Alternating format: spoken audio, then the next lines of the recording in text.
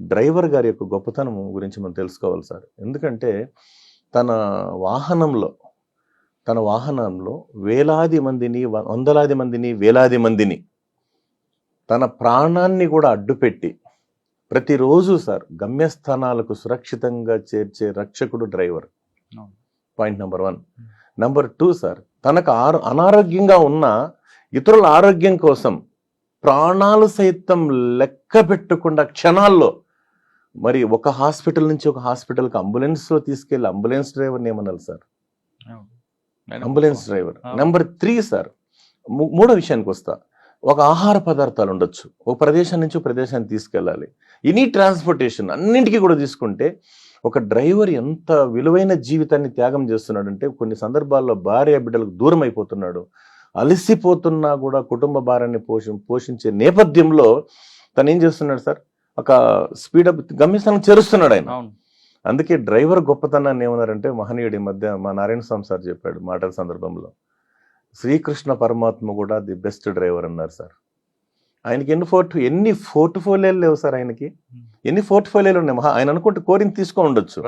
రథసారథి, పార్థసారథి, బ్రహ్మాండమైన డ్రైవింగ్ చేశాడు. ఎంత సేఫ్టీ డ్రైవింగ్ అంటే అర్జున వెనకాల నమ్మకం కూర్చోబెట్టుకొని కురుక్షేత్ర సంగ్రామ సమయంలో ఆ రథాల యొక్క ఆ స్పీడ్కి సార్ అంటే కింద కనబడేవి కదంట, అంత చాకచక్యమైన డ్రైవింగ్ చేశాడు ఆయన.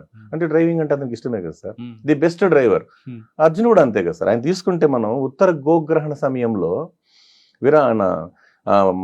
ఉత్తర గోగ్రహణ సమయంలో సార్ అతను ఏం చేశాడు? ఆవులను మళ్లింపాలని చెప్పి ఉత్తర కుమార్ని వల్ల సాధ్యం కాకపోతే ఆవులను మళ్లింపజేయడానికి అర్జునుడి యొక్క డ్రైవింగ్ చూసి పాండవులు కౌరవులు బిత్తరపోయారంట. ఓహో, అరణ్యవాసం అజ్ఞాతవాసాన్ని దాన్ని మనం కనిపెట్టేశామంటే మళ్ళీ వీళ్ళు 12 ఏళ్ళు 16 ఏళ్ళు పంపించేసి ట్రై చేశారు. కానీ అర్జునుని డ్రైవింగ్ చూసి వాళ్ళు బయట తట్టుకోలేకపోయినారు, ఎందుకంటే ఈయనే ఉంటాడు డ్రైవింగ్ అని. ఇద్దరు గోల్డ్ మెడలిస్ట్ సార్ వాళ్ళు. ఎవరు? శ్రీకృష్ణ అర్జునులు ఇద్దరు కూడా గోల్డ్ మెడలిస్ట్లే. అంటే సార్ మన ట్రాఫిక్ లో వెళ్తే అంటే మనకి దేశంలో పట్టి పీడిసిన ప్రధాన సమస్య అదే అని భావించవచ్చు. మన రికార్డ్స్ కూడా చెప్తుంటే డ్రగ్స్ అనుకోండి, డ్రగ్స్ ఒక 5%, 10% లేదా 15% వరకు దానికి బానిస ఉంటారు. లేదు ఇంకొక బ్యాడ్ హ్యాబిట్, డ్రింక్, ఇంకోటి. కానీ ట్రాఫిక్ ద్వారా వచ్చే విక్టిమ్స్ కానీ డిసీజ్ కానీ ఎక్కువ అనే విషయాన్ని పోలీసు చెప్తుంటుంది. రోజు పోలీస్ రికార్డ్స్లో కూడా మర్డర్తో చనిపోయిన వాళ్ళ సంఖ్య తక్కువ ఉంటే రోడ్డు ప్రమాదాల ద్వారా చనిపోయిన సంఖ్య డబల్ ఉంటుంది. ఓకే, ప్రమాదాల ద్వారా చనిపోయిన సంఖ్య డబల్ ఉంటే అదే ప్రమాదాల్లో కాళ్ళు చేతులు విరిగిపోయిన సంఖ్య దానికి రెట్టింపు ఉంటుంది.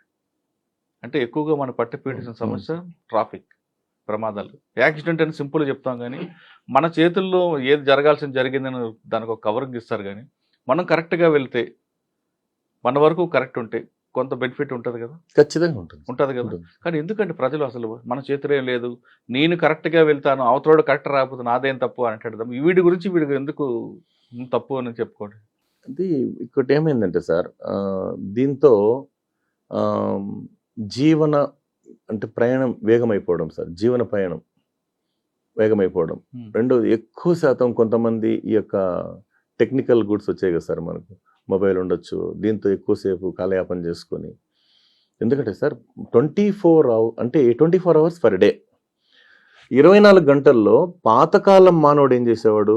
18 గంటలు నిద్రపోయి 6 గంటలు తినేవాడు అంట సార్, పూర్వం రోజుల్లో. ఇప్పుడు ఏమైంది? 18 hours కష్టపడి 6 hours కూడా నిద్ర లేకపోవడం. ఆ 6 కూడా లేదు సార్. నైట్లో మన మామూలుగా ఎలక్ట్రానిక్ గ్యాడ్జెట్స్ వాడడం వల్ల ఏమవుతుందంటే నిద్ర పూర్తి తగ్గిపోయి నిద్రలేమి వల్ల, మద్యం సేవించి తోలడం వల్ల. నెంబర్ 3 అంటే వాస్తవం చెప్తాను సార్, బాధ్యత లేకపోవడం. ఇది కరెక్ట్, బాధ్యత లేకపోవడం.